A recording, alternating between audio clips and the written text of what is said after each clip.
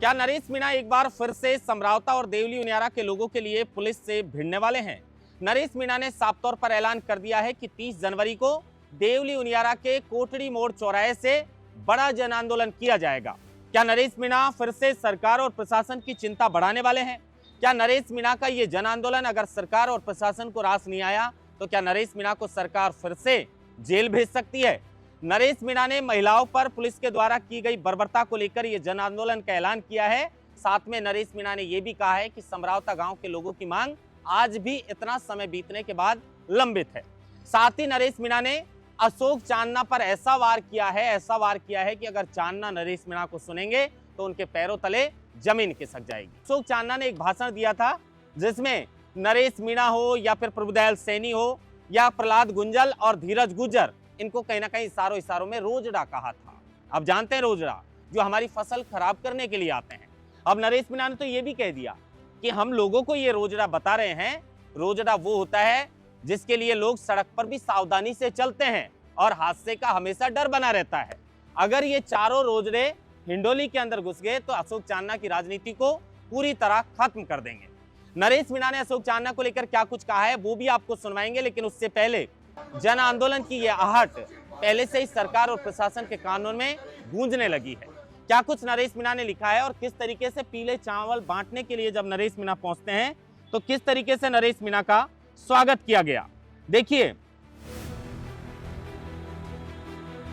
देवली उनियारा का वो उपचुनाव आपको याद होगा, किस तरीके से वो आग पूरे राजस्थान में फैल गई थी और 8 महीने नरेश मीणा सलाखों के पीछे रहे थे उन्हीं गांव वालों की मांग के लिए।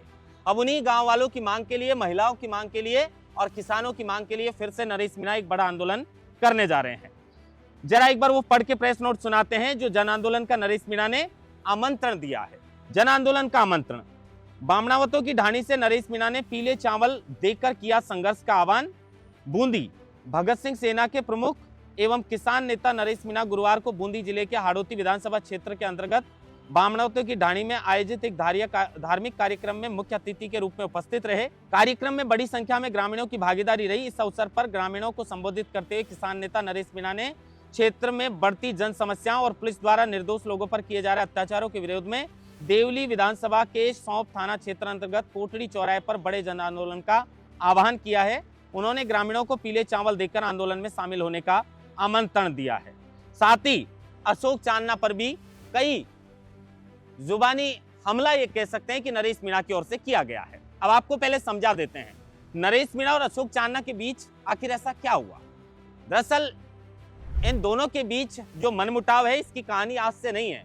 जब प्रहलाद गुंजल ने कांग्रेस पार्टी का दामन थामा था और लोकसभा चुनाव बिरला के सामने लड़ा था, उस वक्त नरेश मीणा के मुताबिक प्रहलाद गुंजल की पीठ पर छुरा भोंकने का काम अशोक चांदना ने किया था। और उसके बाद जब अंता में नरेश मीणा चुनाव लड़ने के लिए आए उस वक्त भी अशोक चांदना ने उन्हें हराने की पुरजोर कोशिश की थी। खैर, वो अपनी पार्टी से आए थे, पार्टी के लिए वोट बटोरने का प्रयास वो करेंगे, इस बात में कोई गलत बात भी नहीं है। लेकिन हाल ही में नरेश मीणा के लिए, प्रहलाद गुंजल के लिए और प्रभुदयाल सैनी के लिए अशोक चांदना ने एक बयान दिया था। उसमें उन्होंने कहा था कि एक रोजड़ा देवली उनियारा से आया, एक नरेश मीणा, दूसरा एक धीरज गुर्जर और एक रोजड़ा कोटा का यानी प्रहलाद गुंजल। अब इन चारों नेताओं का एक बहुत बड़ा गुट भी कह सकते हैं। हालांकि कुछ नेता कांग्रेस में है, प्रभुदयाल सैनी बीजेपी में है, नरेश मीणा अपनी खुद की पार्टी बनाकर अपनी राजनीति कर रहे हैं। लेकिन इन नेताओं के लिए जो भाषण दिया है उसको लेकर नरेश मीणा ने क्या कुछ कहा अशोक चांदना को, जरा आप सुनिए। कह रहा था कि रोजड़े आ रहे हैं, कह रहा था 4 रोजड़े आ रहे हैं। एक रोजड़ा देवली उनियारा से आया। प्रभुलाल जी सैनी के लिए कहता है कि एक रोजड़ा देवली उनियारा से आया। प्रहलाद गुंजल के लिए कहता है कि एक रोजड़ा कोटा से आता है। भीलवाड़ा से धीरज गुर्जर के लिए कहता है कि एक भीलवाड़ा से रोजड़ा आता है। और नरेश मीणा के लिए कहता है कि एक रोजड़ा 12 से आता है। आपको ये नहीं पता कि रोजड़ों की ताकत कितनी होती है। रोजड़ा जब सड़क पे कोई आदमी मोटरसाइकिल से साधन से जाता है तो सड़क पे चलते हुए साधन में भी आदमी को डर लगता है कि कहीं रोड पे रोजड़ा नहीं आ जाए।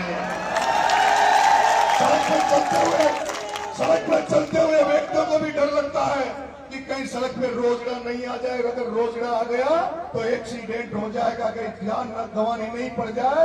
इसलिए चारों रोजड़े ऐसे हैं जिनका तू नाम ले रहा है। ये चारों रोजड़े से जिधर से ये निकल गए उधर से जिस तरह से रोजड़ा फसल में घुसता चौपट कर देता, फसल को बर्बाद कर देता है, ये रोजड़े अगर इस हिंडोली में घुस गए तो तेरी राजनीति को भी चौपट करके रख देंगे, तेरी राजनीति को भी चौपट करके रख देंगे। अरे तुझको तेरे समाज का नहीं हुआ, तू जो तेरे समाज का नहीं हुआ, तू तेरे बाप का नहीं हुआ, तेरे बाप के दुश्मनों से जा मिला, तेरे बाप का जो एनकाउंटर करना चाहता था राजीव दत्ता, तेरे बाप का जो एनकाउंटर करना चाहता था तेरा राजीव दत्ता, तूने उसके पैर पकड़ लिए। तूने ओम बिरला के पैर इसलिए पकड़ लिए क्योंकि तेरे जैसा गद्दार आदमी मैंने दुनिया में नहीं देखा। तू क्या मर्द बनता क्या नरेश मेरा बुलेट दिखाता है? क्या तू मर्द बनता क्या नरेश मेरा बुलेट बताता है? अगर तू मर्द है, अगर तू मर्द है, तू मर्द की औलाद है, तू मर्द है, मर्द की औलाद है, तो हिंडोली में जो 10-12 12 की रेत निकल रही है तेरे बगल में, मैं तो बहुत दूर का रहने वाला हूँ, मैं तो बहुत दूर का रहने वाला हूँ, लेकिन जो तालाब गांव में जो मुस्लिम समाज के जो घर के चूल्हे बंदूक बुझ गए, जिनके डंपरों में जंग लगी हुई है, हजारों लोगों के ट्रैक्टर डंपर घरों में पड़े हैं और बिरला की बजरी यहाँ से निकल रही है। अगर तू मर्द है, तू कांग्रेस में है, तो जाना और बनास में उसको चैलेंज करके आओ बिरला को, जब हम मानेंगे कि तुम मर्द है। तुम मर्द नहीं, तुम मर्द नहीं है, मर्द होता, मर्द होता तो तू राजीव दत्ता के पैरों में नहीं पड़ता। जिस राजीव दत्ता ने तेरे बाप का 3 बार एनकाउंटर करने का प्रयास किया, वो तो धन्य है, वो तो धन्यवाद देना चाहिए प्रहलाद गुंजल को, जिसने 2 बार तो प्रहलाद गुंजल ने एनकाउंटर होने से बचाया, और वो धन्य है और राजेश पायलट जिसने तेरे बाप का एनकाउंटर होने से बचाया। लेकिन तेरे से ज्यादा नमक हराम दुनिया में कोई नहीं हो सकता, तेरे से ज्यादा ऐसा ड्रामा उस दुनिया में कोई नहीं हो सकता। जिस राजेश पायलट ने तेरे बाप की जान बचाई, उसके बेटे सचिन पायलट के खिलाफ तूने कैसी राजनीति करी? इस तरह से तूने सचिन पायलट को चैलेंज दिया कि सचिन है तो सचिन पायलट रहेगा या तू रहेगा। इस तरह की बातें तूने उसके लिए की जिसके बाप ने तेरे बाप को बचाया। तूने कोटा के चुनाव में उस प्रहलाद गुंजल के पीठ में छुरा घोंपा, जिस प्रहलाद गुंजल ने तेरे बाप की मदद करी। तेरे से बड़ा नमक हराम कौन होगा?